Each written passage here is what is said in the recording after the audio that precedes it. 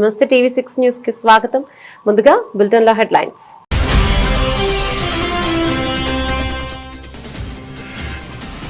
Asia cup 2025 ఫైనల్లో పాకిస్తాన్ పై భారత్ ఘన విజయం. 5 వికెట్ల తేడాతో గెలిచి ఛాంపియన్ గా నిలిచిన టీమిండియా.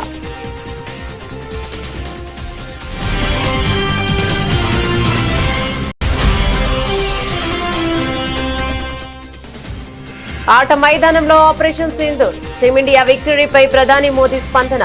క్రీడా మైదానంలోనూ ఫలితం ఒకటేనని వ్యాఖ్య.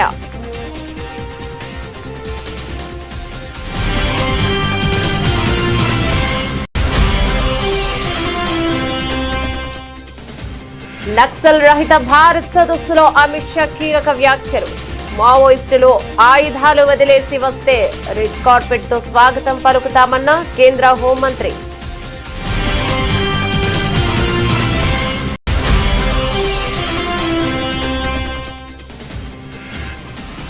విజయవాడ కనకదుర్గ అమ్మవారిని దర్శించుకున్న డీకే శివకుమార్.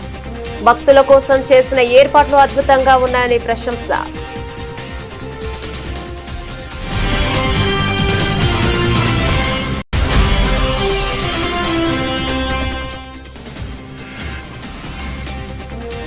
సూర్యకుమార్ యాదవ్ సంచలన నిర్ణయం. తన ఆసియా కప్ ఫీజు మొత్తం ఆర్మీకి విరాళం.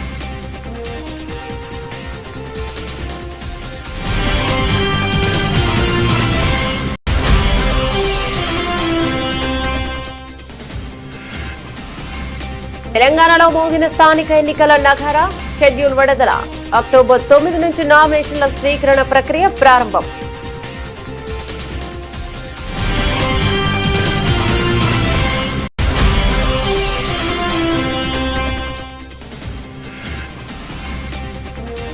అంబర్పేటలో పునరుద్ధరించిన బతుకమ్మ కుంటను ప్రారంభించిన సీఎం రేవంత్. హైడ్రా ఏర్పాటు ఆలోచనను తొలుత చాలా మంది విమర్శించారని వ్యాఖ్య.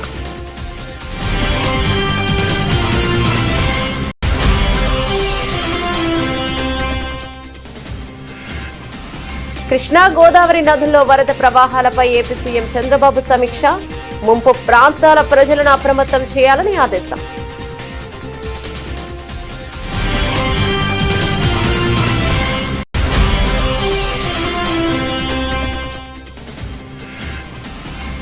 స్థానిక సంస్థల ఎన్నికలకు తమ ప్రభుత్వం అన్ని విధాలుగా సిద్ధంగా ఉంది స్పష్టం చేసిన మంత్రి పొన్నం ప్రభాకర్.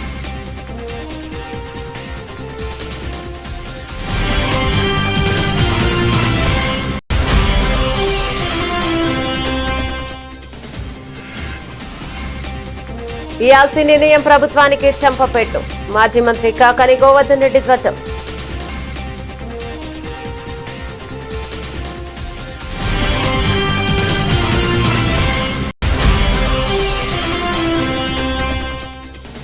పెరుగుతున్న జనాభాకు దృష్ట్యా మెట్రోను విస్తరించాలని మాజీ సీఎం కేసీఆర్ ఆనాడే చెప్పారు. అప్పటి కేబినెట్ విషయాలను వెల్లడించిన మాజీ మంత్రి జగదీష్ రెడ్డి.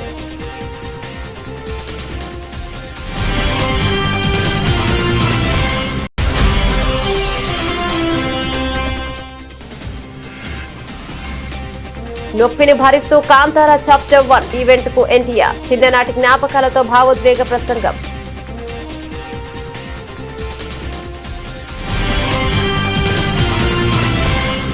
డీటెయిల్స్ చూస్తే ఆసియా కప్ 2025లో భారత జట్టు ఛాంపియన్ గా అవతరించింది. దుబాయ్ అంతర్జాతీయ క్రికెట్ స్టేడియంలో ఆదివారం జరిగిన ఉత్కంఠభరిత ఫైనల్ మ్యాచ్ లో చిరకాల ప్రత్యర్థి పాకిస్తాన్ పై 5 వికెట్ల తేడాతో టీమిండియా అద్భుత విజయం సాధించింది. బౌలింగ్ లో కుల్దీప్ యాదవ్ మాయాజాలం చేయగా, బ్యాటింగ్ లో యువ ఆటగాడు తిలక్ వర్మ అజయ హాఫ్ సెంచరీతో జట్టును విజయ తీరాలకు చేర్చాడు. 147 పరుగుల చేజింగ్ లో టీమిండియా 19.4 ఓవర్లలో 5 వికెట్లకు 150 పరుగులు చేసింది. 147 పరుగుల సాధారణ లక్ష్యంతో బరిలోకి దిగిన భారత్ కు ఆరంభంలోనే గట్టి ఎదురుదెబ్బ తగిలింది. అభిషేక్ శర్మ 5, కెప్టెన్ సూర్యకుమార్ యాదవ్ 1, శుభ్మన్ గిల్ 12 స్వల్ప స్కోర్లకే పెవిలియన్ చేరడంతో 20 పరుగులకే 3 వికెట్లు కోల్పోయి కష్టాల్లో పడింది. క్లిష్ట సమయంలో తిలక్ వర్మ 69 నాట్అవుట్, సంజు శాంసన్ 24తో కలిసి ఇన్నింగ్స్ ను చక్కదిద్దే ప్రయత్నం చేశాడు. శాంసన్ అవుట్ అయ్యాక క్రీజుల్లోకి వచ్చిన శివం దుబే 33తో కలిసి తిలక్ వర్మ కీలక భాగస్వామ్యం నెలకొల్పాడు. దుబే కేవలం 22 బంతుల్లో 2 4లు 2 సిక్సర్లతో వేగంగా ఆడి మ్యాచ్ ను భారత్ వైపు తిప్పాడు. చివర్లో దుబే అవుట్ అయిన తిలక్ వర్మ సంయమనంతో ఆడి జట్టును గెలిపించాడు. పాక్ సీనియర్ పేసర్ హరీష్ రావు విసిరిన చివరి ఓవర్లో టీమిండియా విజయానికి 10 పరుగులు అవసరం కాక తిలక్ వర్మ ఓ సిక్సర్ కొట్టడంతో మ్యాచ్ భారత్ వైపు మొగ్గింది.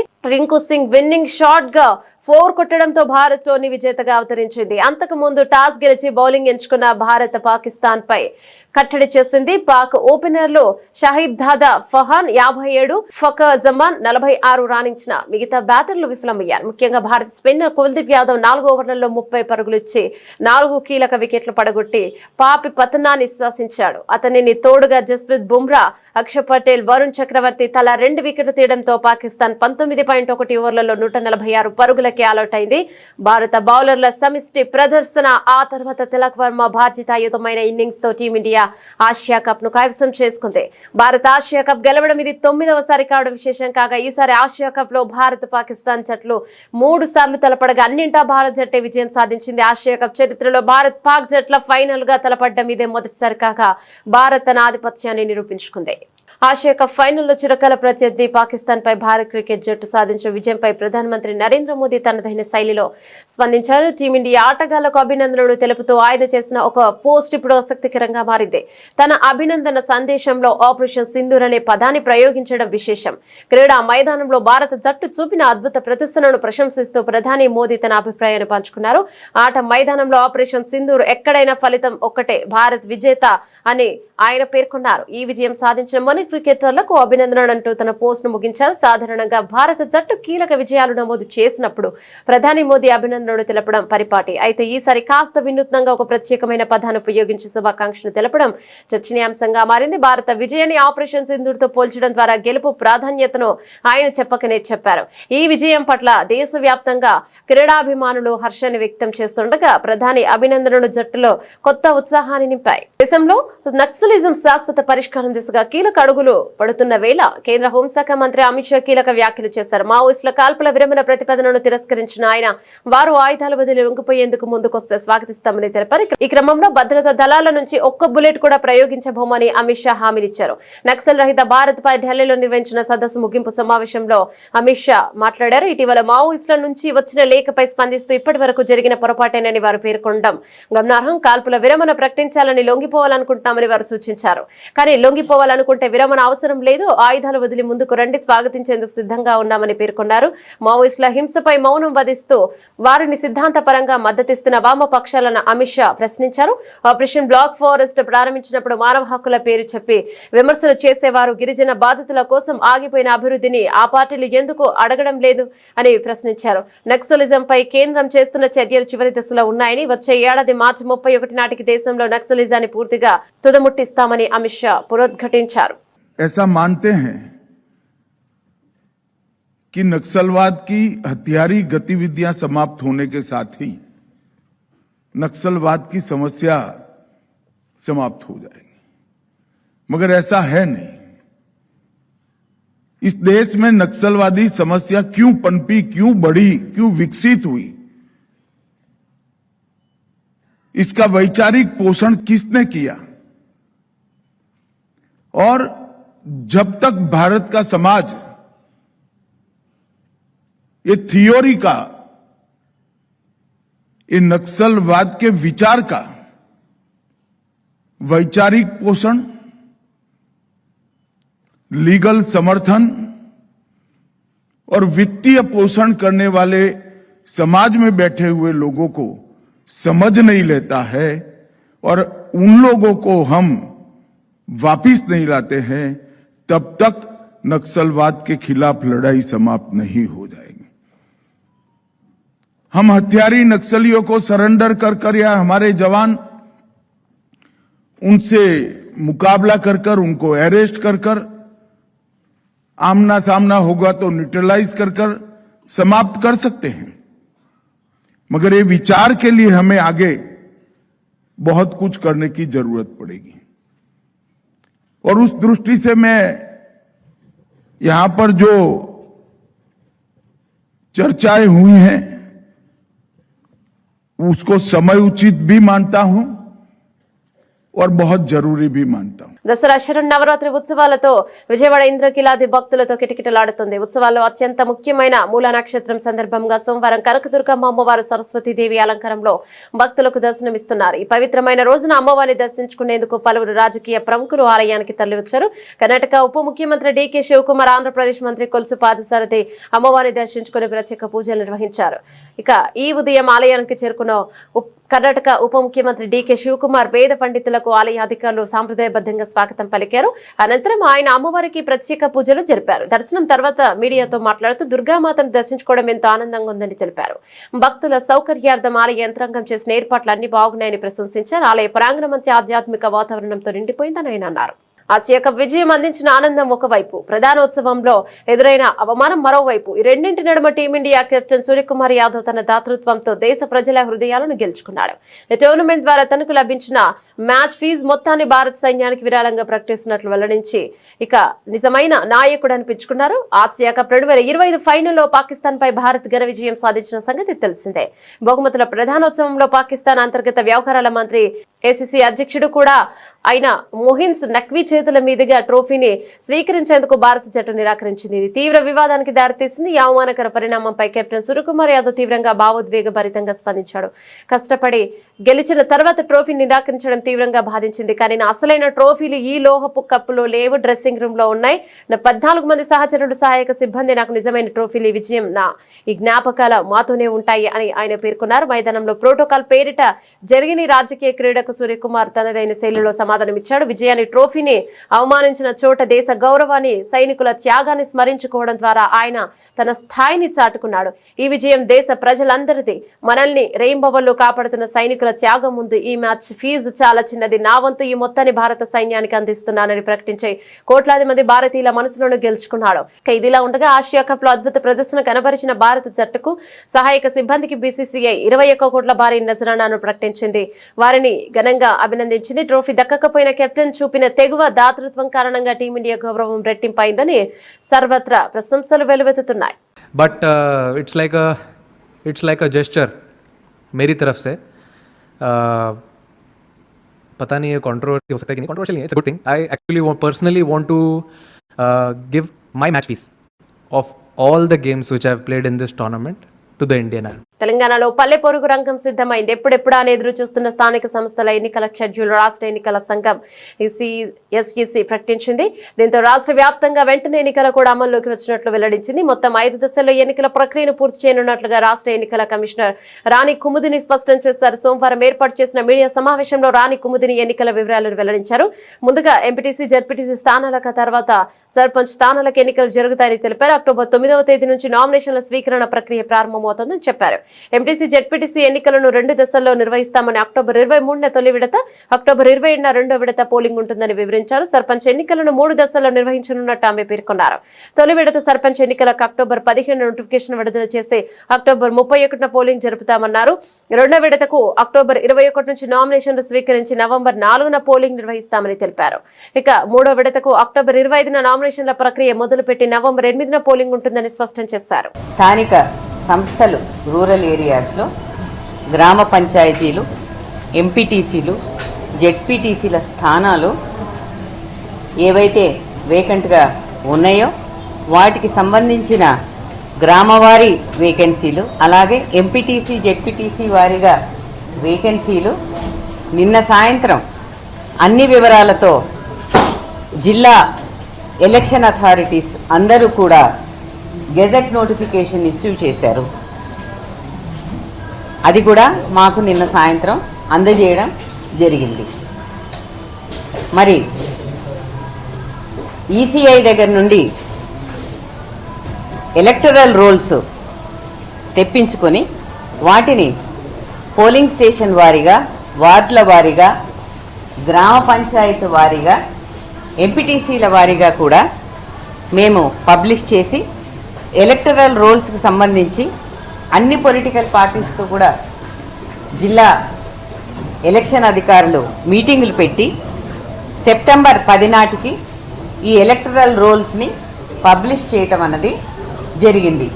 గ్రామ పంచాయతీలకు కూడా, ఎంపీటీసీ, జెడ్పీటీసీలకు కూడా ఉపయోగించేటటువంటి ఎలక్టరల్ రోల్స్. ఇవి ఈసీఐ కొత్త నిబంధనలు అనుసరించి వారు జూలైలో ప్రచురించినటువంటి ఎలక్టరల్ రూల్స్, అలాగే జూలై 15వ తారీఖు వరకు సవరించినటువంటి రూల్స్ మాకు డేటాను వాళ్ళు ఇవ్వడం జరిగింది.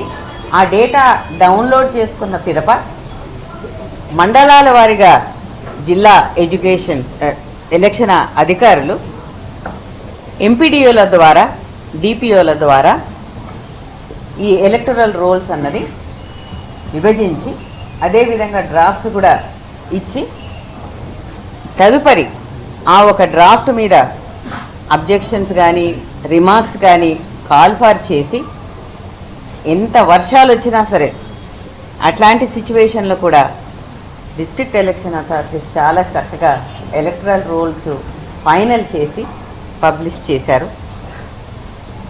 తదుపరి ప్రిపరేటరీ యాక్టివిటీస్ చిన్న చిన్నవి ఉంటే అవి కూడా కంప్లీట్ చేసుకున్నాం. మెయిన్గా ఇవి రెండే, వేకెన్సీస్ని గెజెట్ చేయటం, ఎలక్టరల్ రోల్స్ని పబ్లిష్ చేయటం అనేది రెండు ముఖ్యమైన కార్యక్రమాలు కాబట్టి వాటిని పూర్తి చేసుకున్న పిదప ఇప్పుడు ఈ వేకెన్సీస్కి టైం షెడ్యూల్ ఇవ్వాలని చెప్పి ఈరోజు మీ ద్వారా అందరి ఓటర్స్కి కూడా తెలియజేయడం జరుగుతున్నది. ఏదైనా ఒక మంచి పనికి శ్రీకారం చుట్టినప్పుడు విమర్శలు రావడం సర్వసాధారణమని, వాటిని పట్టించుకోకుండా లక్ష్యం వైపు కొనసాగినప్పుడే మంచి ఫలితాలు వస్తాయని తెలంగాణ ముఖ్యమంత్రి రేవంత్ రెడ్డి అన్నారు. హైదరాబాద్ నగరంలోని చెరువుల పరిరక్షణ కోసం Hyderabad roads and buildings authority ఏర్పాటు ఆలోచన చేసినప్పుడు కూడా తనపై ప్రారంభంలో విమర్శలు వచ్చాయని ఆయన గుర్తు చేశారు. బతుకమ్మ పండుగను పురస్కరించుకుని అంబర్పేటలో సుదీర్ఘకాలం కబ్జాలకు గురైన కనుమరుగైన బతుకమ్మ కుంటను పునరుద్ధరించిన తర్వాత ఆదివారం ఆయన ప్రారంభించారు. సందర్భంగా ఏర్పాటు చేసిన సభలో సీఎం మాట్లాడారు. ఒకప్పుడు ఆనవాలు కూడా లేకుండా పోయిన బతుకమ్మ కుంటను తిరిగి పునరుద్ధరించడం ఒక గొప్ప మైలురాయి అని రేవంత్ రెడ్డి అభివర్ణించారు. 7.15 కోట్ల వ్యయంతో 14.16 ఎకరాల విస్తీర్ణంలో హైడ్రా చేపట్టిన పనులను ఆయన అభినందించారు. కార్యక్రమానికి బతుకమ్మలతో హాజరై స్థానిక మహిళలు ముఖ్యమంత్రికి ఘన స్వాగతం పలికారు. సందర్భంగా హైడ్రా రూపొందించిన ప్రత్యేక గీతాన్ని సీఎం ఆవిష్కరించారు. నేను హైడ్రా ఆలోచన చేసినప్పుడు చాలామంది చాలా రకాలుగా మాట్లాడారు. కొంతమందికి అర్థం కాలేదు, కొంతమందికి అర్థమయ్యి వాళ్ళ యొక్క కబ్జాలు, వాళ్ళ యొక్క ఆలోచనలు భవిష్యత్తులో సాగవని బురద జల్లే ప్రయత్నం చేసింది. ఎవరెన్ని ప్రయత్నాలు చేసినా మంచి పని చేయాలనుకున్నప్పుడు, ఒక సంకల్పంతో ముందుకు వెళ్ళాలనుకున్నప్పుడు కొన్ని ఒడిదుడుకులు వస్తాయి. ఆ ఒడిదుడుకులను సమయస్ఫూర్తితోనో సమయము సందర్భాన్ని బట్టి వాటిని పరిష్కరించుకుంటూ ముందుకు వెళ్ళాలి. రాష్ట్రంలో నదీ ప్రవాహాలు, రిజర్వాయర్లలో నీటి నిల్వలపై ఆంధ్రప్రదేశ్ ముఖ్యమంత్రి చంద్రబాబు నాయుడు ఆదివారం రాత్రి ఉన్నతాధికారులతో సమీక్ష నిర్వహించారు.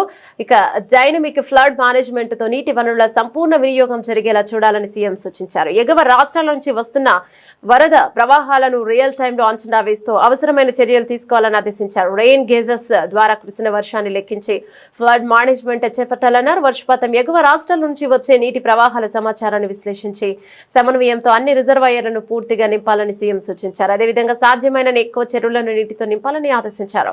కృష్ణానదిలో ప్రకాశం బ్యారేజ్ వద్ద ప్రస్తుతం 6.57 లక్షల క్యూసెక్కుల వరద ఉందని అధికారులు తెలిపారు. వచ్చిన నీటిని వచ్చినట్టు సముద్రంలోకి పంపుతున్నట్లు వివరించారు. సోమవారం సాయంత్రానికి 7 లక్షల క్యూసెక్కులకు పైగా వరద రావచ్చని అంచనా వేస్తున్నట్లు తెలిపారు. శ్రీశైలం నుంచి వస్తున్న వరదతో పాటు తెలంగాణ రాష్ట్రంలో కురుస్తున్న భారీ వర్షాల కారణంగా వరద వస్తోందని తెలిపారు. అలాగే గోదావరిలో ధవళేశ్వరం వద్ద ప్రస్తుతం 10.12 లక్షల క్యూసెక్కుల వరద ఉంటుందని, వరద ప్రవాహం పెరిగి 11.50 లక్షల క్యూసెక్కుల వరకు రావచ్చని అధికారులు తెలిపారు. మరోవైపు వరదల కారణంగా ముప్పు ఉండే ప్రాంతాల ప్రజలను ఎప్పటికప్పుడు సమాచారం అప్రమత్తం చేయాలని సూచించారు. వరద ప్రభావిత ప్రాంతాల్లో ఆయా శాఖల అధికారుల సమన్వయంతో ప్రజలకు అవసరమైన సహాయం అందించాలని సూచించారు. ఆన్లైన్ విధానంలో జరిగిన ఈ సమీక్షలో ఇరిగేషన్ శాఖ అధికారులు, ఆర్జీఎస్ అధికారులు, డిజాస్టర్ మేనేజ్మెంట్ అధికారులు పాల్గొన్నారు. స్థానిక సంస్థల ఎన్నికల షెడ్యూల్ ను ఇవాళ విడుదల చేసింది తెలంగాణ రాష్ట్ర ఎన్నికల సంఘం. మొదట ఎంపీటీసీ, జెడ్పీటీసీ ఎన్నికలు జరగనున్నాయి. ఆ తర్వాత వార్డులు, సర్పంచ్ ఎన్నికలు నిర్వహించనుంది. ఎన్నికల సంఘం అయితే ఎన్నికల షెడ్యూల్ విడుదల అనంతరం ఏబీఎన్ ఆంధ్రజ్యోతితో మంత్రి పొన్నం ప్రభాకర్ మాట్లాడారు. స్థానిక సంస్థల ఎన్నికలకు తమ ప్రభుత్వం అన్ని విధాలుగా సిద్ధంగా ఉందని చెప్పుకొచ్చారు. ఎన్నికల సంఘం షెడ్యూల్ ఇవ్వడంతో తాము స్థానిక సంస్థల ఎన్నికలకు సిద్ధంగా ఉన్నామని ఉద్ఘాటించారు. కొంతమంది ఉద్దేశపూర్వకంగా కోర్టులను ఆశ్రయించి ఎన్నికలు ఆపాలని చూస్తే చేసేదేం లేదని చెప్పుకొచ్చారు. తమ ప్రభుత్వానికి ప్రజల్లో ఎక్కడ వ్యతిరేకత లేదని, అసంతృప్తి లేదని స్పష్టం చేశారు. 100కు 100% స్థానాలు తామే గెలుస్తామని ధీమాను వ్యక్తం చేశారు.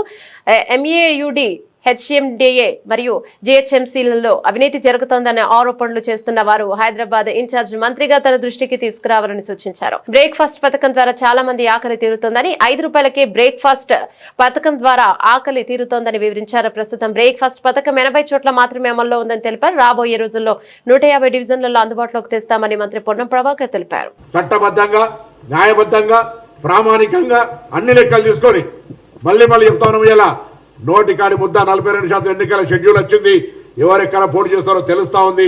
ఇటువంటి సందర్భంలో తప్పకుండా ఎవరు అన్యాయం చేయొద్దని కోరుతా ఉన్నాం. అందుకే రాజకీయ పార్టీల అఫిడవిట్ కోర్టులో ఏమని అడుగుతా ఉన్నాం. నోరోటి నొసలోడు ఆడితే నడవదు. కాబట్టి ఇవాళ మా అభిప్రాయాలను తెలంగాణ సామాజిక న్యాయం కోరే అందరూ కూడా, ఇంక్లూడింగ్ జర్నలిస్టులతో సహా, ఇవాళ ఈ అంశానికి మద్దతు ఇచ్చి ఒక సామాజిక మార్పుకు తెలంగాణ ఆనాడు భూమి కోసం, ముక్తి కోసం, విముక్తి కోసం పోరాటం జరిగింది. ఆనాడు నియంతృత్వానికి, నిరంకుశానికి వ్యతిరేకంగా పోరాటం జరిగింది. తర్వాత తెలంగాణ ఉద్యమ సాధనకు జరిగింది. ఇవాళ తెలంగాణ సామాజిక న్యాయం కొరకు జరుగుతుంది. ఇప్పుడే తెలంగాణ తొలి రాష్ట్రంగా దేశానికి ఆదర్శంగా కావడానికి ప్రయత్నం జరుగుతుంది. అందరూ సహకరించాలని కోరుతాను. తన అనుమతి లేకుండా విద్యుత్ ఛార్జీల పేరుతో ప్రజలపై భారం మోపేందుకు ప్రభుత్వానికి ఏపీఈఆర్సీ తలంటితే సిగ్గుపడాల్సింది పోయి ట్రూ డౌన్ పేరుతో విద్యుత్ ఛార్జీలను తగ్గిస్తున్నట్లుగా ఎల్లో మీడియా ద్వారా చంద్రబాబు ప్రచారం చేసుకోవడం ఆయన దివాలా కోరుతనంకు నిదర్శనమని వైఎస్ఆర్ కాంగ్రెస్ పార్టీ నెల్లూరు జిల్లా అధ్యక్షుడు మాజీ మంత్రి కాకాని గోవర్ధన్ రెడ్డి ఆగ్రహాన్ని వ్యక్తం చేశారు. ట్రూ డౌన్ వల్ల వినియోగదారులకు వెనక్కివాల్సిన రూపాయలు 923.55 కోట్లను తాను ఎంతో ఉదారంగా తగ్గిస్తున్నట్లు చెప్పుకోవడానికి సిగ్గులేదా అని ప్రశ్నించారు. నెల్లూరులోని పార్టీ జిల్లా కార్యాలయంలో మీడియాతో మాట్లాడుతూ అధికారంలోకి వస్తే విద్యుత్ ఛార్జీలను తగ్గిస్తానని ఎన్నికల్లో హామీ ఇచ్చిందే కాకుండా సీఎం అయ్యే ఏడాదిలోనే ప్రజలపై చంద్రబాబు 19,000 కోట్ల విద్యుత్ భారం మోపాడని ధ్వజమెత్తారు.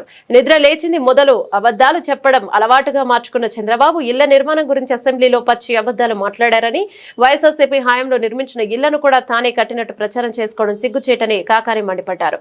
16 నెలల్లో పేదవాడికి 1 సెంటు ఇంటి స్థలం ఇవ్వలేని చంద్రబాబు ఏకంగా 3 లక్షల ఇళ్లు పూర్తి చేశానని ఎలా చెప్తున్నారని ప్రశ్నించారు. 19,000 కోట్ల రూపాయలు వీరబాదుడు బాది ఎలక్ట్రిసిటీ రెగ్యులేటరీ కమిషన్ మీరు చేసింది తప్పు అని మొట్టికాయలు వేసి చెంపదెబ్బ కొట్టి మీరు ప్రజల దగ్గర అధికంగా వసూలు చేసినటువంటి మొత్తాన్ని వెనక్కి ఇవ్వండి అని అంటే దానిని చంద్రబాబు నాయుడు తన ఘనతగా చెప్పుకోవడం, కొన్ని ఎల్లో మీడియాకు సంబంధించినటువంటి చంద్రబాబు నాయుడు అనుకూల మీడియా ఏ రోజు లేనటువంటి విధంగా చరిత్రలో ఈరోజు చంద్రబాబు నాయుడు గారు ఇది ప్రజలకి భారం తగ్గించాడు అని చెప్పి మాట్లాడడం అనేటువంటిది, ఆయన ఘనతగా ఈరోజు మాట్లాడడం అనేటువంటిది దౌర్భాగ్యపు ఎల్లో మీడియాలో ఏమి మాట్లాడాలో కూడా తెలియనటువంటి పరిస్థితి. ఈ మాట ఎందుకు చెప్తున్నామంటే వాస్తవాలు తెలియాల్సినటువంటి పరిస్థితి. దాదాపుగా ఈరోజు లెక్క కడితే విద్యుత్ ఛార్జీల విషయంలో చంద్రబాబు ప్రభుత్వానికి ఎలక్ట్రిసిటీ రెగ్యులేటరీ కమిషన్ మొట్టికాయలు వేసి 923.55 కోట్ల ప్రజల నుంచి మీరు ఏదైతే అధికంగా వసూలు చేశారో, చేయకుండా పరిమితిని మించి ఎటువంటి ఆమోదం లేకుండా అన్యాయంగా, అక్రమంగా ప్రజల నుంచి మీరు వసూలు చేసినటువంటి మొత్తం 923.55 కోట్ల నవంబరు 1 సంవత్సర కాలంలో దీన్ని సర్దుబాటు చేయండి అని చెప్పి ఆదేశాలు ఇస్తే, నవంబర్ నుంచి దాన్ని సర్దుబాటు చేయడానికి ఈరోజు చర్యలను ఉపక్రమించండి అని చెప్పి ఆదేశిస్తే ఎలక్ట్రిసిటీ రెగ్యులేటరీ కమిషన్ దాని ప్రకారం ఈరోజు తగ్గించి ఈరోజు దానికి సంబంధించినటువంటి దాంట్లో ఏదో ఊరట కలిగించినట్టుగా మాట్లాడడం అనేటువంటిది దురదృష్టకరమైనటువంటి విషయం. ఎందుకు చెప్తున్నామంటే మీరు చెప్పాల్సింది ప్రజల దగ్గర అక్రమంగా వసూలు చేసినటువంటి మొత్తం. పెరుగుతున్న జనాభాకు ఇంకో 50 సంవత్సరాలకు సరిపోయే పద్ధతిలో మెట్రోను 3 ఫేజ్లో విస్తరించాలని మాజీ సీఎం కేసీఆర్ ఆనాడు చెప్పారని మాజీ మంత్రి ఎమ్మెల్యే జగదీష్ రెడ్డి గుర్తు చేశారు. ఈ విషయమైన ఆయన మాట్లాడుతూ దీనిపై ఇప్పటికీ కేబినెట్ సమావేశంలో చర్చ చేసి మంత్రుల అభిప్రాయాలను తీసుకుని అవసరమున్న చోట్ల మెట్రో విస్తరణ చేయడానికి ప్రణాళికలు చేశారన్నారు. 3 ఫేజ్లో హైదరాబాద్ లోని అన్ని ప్రాంతాల ప్రజలకు అనువుగా ఉండేటట్టు శంషాబాద్ ఎయిర్పోర్ట్ కు కలుపుతూ మెట్రోను కట్టాలని కేసీఆర్ ప్రణాళికలు చేశారని జగదీష్ రెడ్డి చెప్పుకొచ్చారు. కేసీఆర్ గారు మెట్రోను 3 ఫేజ్లలో ఎట్లా చేసుకుంటూ పోవాలి, పెరుగుతున్న జనాభా అవసరాలకి ఇంకా 50 సంవత్సరాల అవసరాలకు సరిపోయే పద్ధతుల్లో ఏ రకంగా దాన్ని పెంచుకుంటూ పోవాలి, విస్తరించుకుంటూ పోవాలి అనే దానికి ఒక శాస్త్రీయమైన సర్వే చేయించి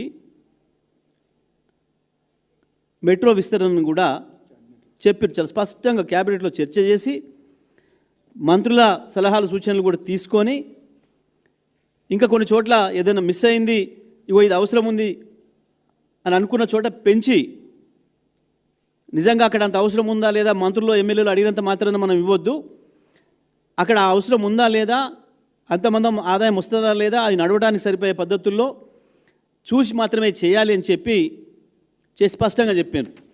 ఆ ప్రాంతాలు కూడా ఎక్కడెక్కడ కేసీఆర్ గారు ప్రతిపాదించారనేది. సరే, మనం మొదటిది ఫేజ్ 1 69 కిలోమీటర్లు మియాపూర్ నుంచి LB Nagar, Jubilee bus station నుంచి ఎంజీబీఎస్, ఫలక్నుమాకి, నాగోలు, రాయదుర్గు, ఇవి మొదటి ఫేజ్లో వాళ్ళు ప్రారంభం చేసిపోయిన 30% పనిచేసిన కేసీఆర్ గారు రాగానే 2 ఏళ్లలోనే దాని వెంటబడి మిగతా 70% పూర్తి చేసి వాళ్ళ సేవలు అందిస్తూ ఉన్నాయి. ఫేజ్ 2లో కూడా రాయదుర్గు నుంచి శంషాబాద్ ఎయిర్పోర్ట్కి, బీహెచ్ఏఎల్ నుంచి లక్డికాపూల్కి 26 కిలోమీటర్లు, నాగోల్ నుంచి ఎల్బీ నగరు ఆ లింక్ ఏదైతుందో 5 కిలోమీటర్లు, ఎంజీబీఎస్ ఫలక్నుమా 5.5 కిలోమీటర్లు. ఇది సెకండ్ ఫేజ్లో ప్రతిపాదన పెట్టి దానికి పూర్తి స్థాయిలో పనులు మొదలుపెట్టే ప్రక్రియలో ప్రారంభం చేశారు. అదేవిధంగా థర్డ్ ఫేజ్లో బీహెచ్ఎల్ నుంచి పటాన్ చెరు, ఇస్నాపూర్ ఓఆర్ఆర్ వరకు 13 కిలోమీటర్లు, ఎల్బీ నగర్ నుంచి పెదంబర్పేట 13 కిలోమీటర్లు, 8 స్టేషన్లు ఎల్బీ నగర్ నుంచి పెదంబర్పేటకి, శంషాబాద్ నేషనల్ హైవే మెట్రో నుంచి కొత్తూరు, షాద్నగర్ వరకు 28 కిలోమీటర్లు.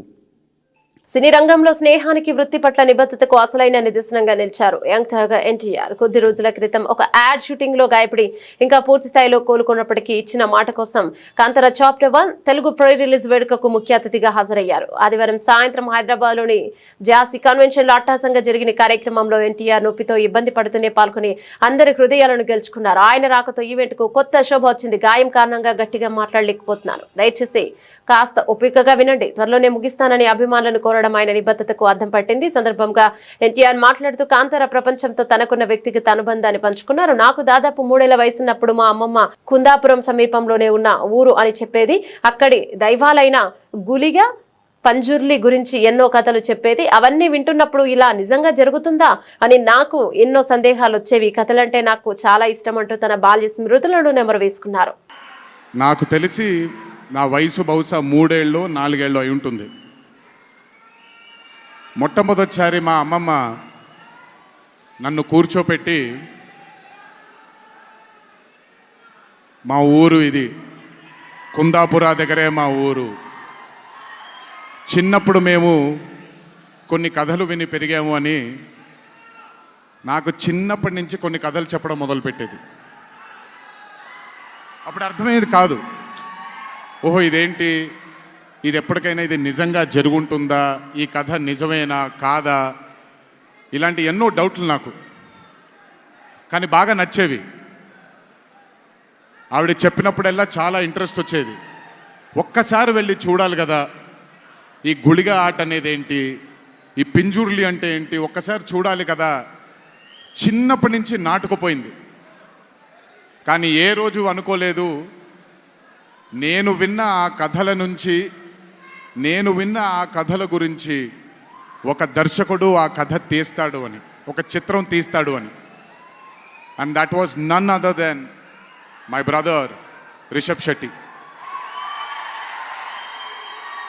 The stories I've heard as a child, when I saw it on screen,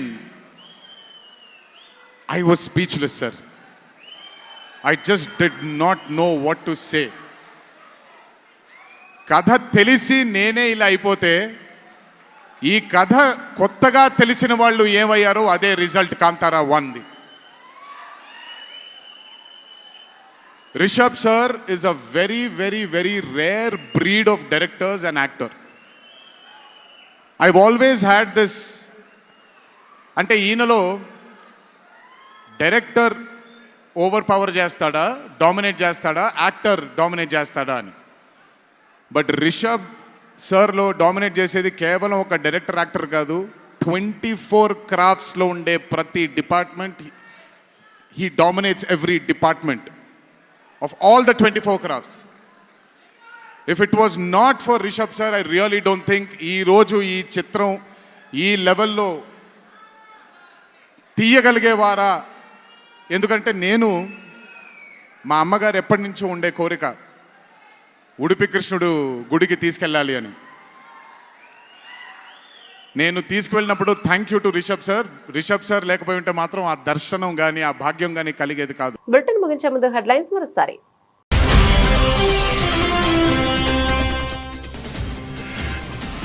Asia cup 2025 ఫైనల్లో పాకిస్తాన్ పై భారత్ ఘన విజయం. 5 వికెట్ల తేడాతో గెలిచి ఛాంపియన్ గా నిలిచిన టీమిండియా.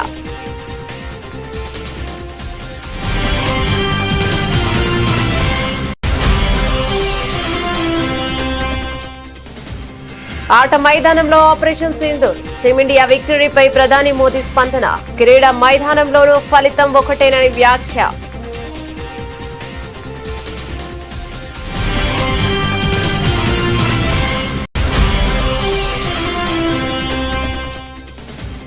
నక్సల్ రహిత భారత్ సదస్సులో అమిత్ షా కీలక వ్యాఖ్యలు.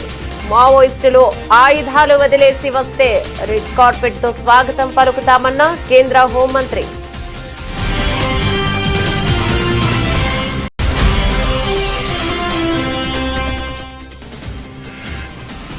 విజయవాడ కనకదుర్గ అమ్మవారిని దర్శించుకున్న డీకే శివకుమార్. భక్తుల కోసం చేసిన ఏర్పాట్లు అద్భుతంగా ఉన్నాయని ప్రశంస.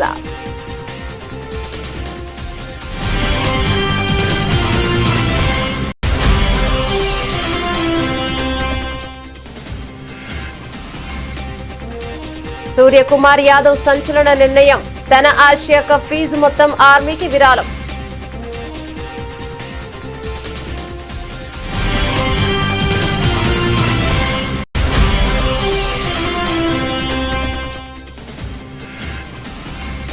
తెలంగాణలో మోగిన స్థానిక ఎన్నికల నగార.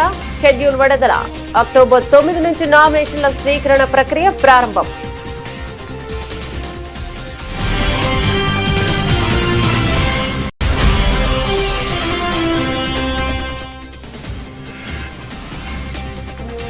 అంబర్పేటలో పునరుద్ధరించిన బతుకమ్మ కుంటను ప్రారంభించిన సీఎం రేవంత్. హైడ్రా ఏర్పాటు ఆలోచనను తొలుత చాలా మంది విమర్శించారని వ్యాఖ్య.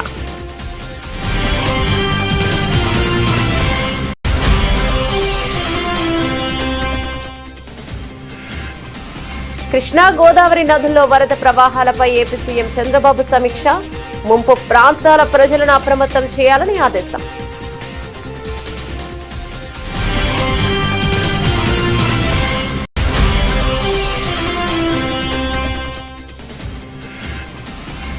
స్థానిక సంస్థల ఎన్నికలకు తమ ప్రభుత్వం అన్ని విధాలుగా సిద్ధంగా ఉంది స్పష్టం చేసిన మంత్రి పొన్నం ప్రభాకర్.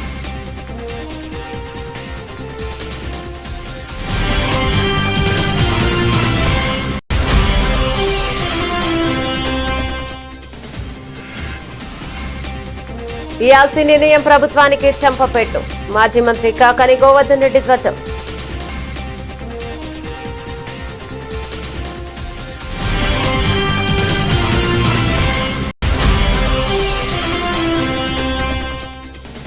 పెరుగుతున్న జనాభాకు దృష్ట్యా మెట్రోను విస్తరించాలని మాజీ సీఎం కేసీఆర్ ఆనాడే చెప్పారు. అప్పటి కేబినెట్ విషయాలను వెల్లడించిన మాజీ మంత్రి జగదీష్ రెడ్డి.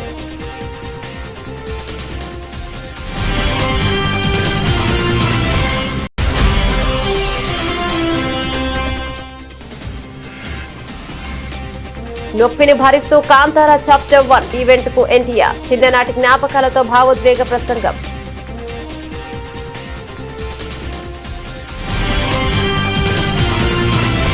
ఇవి బులెటిన్ డీటెయిల్స్. మరో బులెటిన్ లో మళ్ళీ కలుద్దాం. అంతవరకు సెలవు. నమస్తే.